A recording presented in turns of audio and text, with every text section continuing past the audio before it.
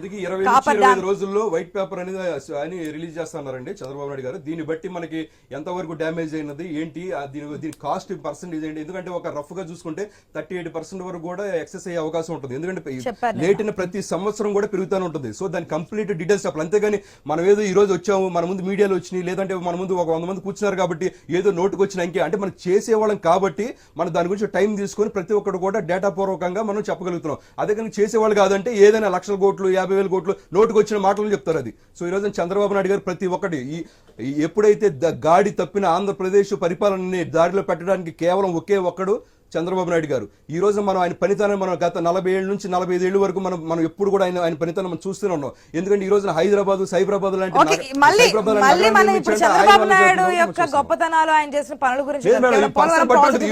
ఈ రోజున జగన్మోహన్ రెడ్డి గారు ఏదో చేస్తారు, వైఎస్ రాజశేఖర రెడ్డి గారు కుమారుడు కాబట్టి ఆయన ఆంధ్రప్రదేశ్ ఏదో బాగు చేస్తారని చెప్పి ఒక ఉద్దేశంతో ఒక అవకాశం ఇచ్చారు. కానీ ఈ రోజు ఏం చేశాడు ఆయన?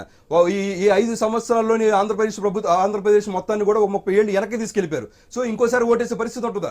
ఏమో చూద్దాం. ప్రజా తరఫున మనం ముందే ఎస్టిమేషన్ వేయలేం కదా. మనం చూస్తాం.